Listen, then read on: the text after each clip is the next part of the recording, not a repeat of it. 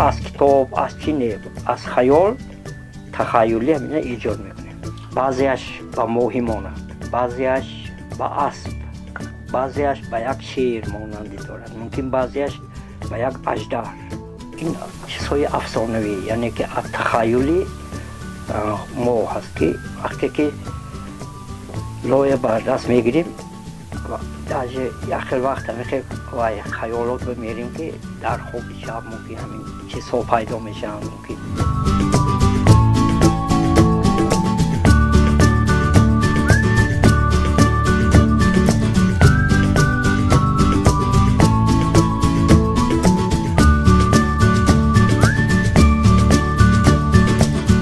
همین حاضر وقت قریب بود که این کس همین از بین رفته بود.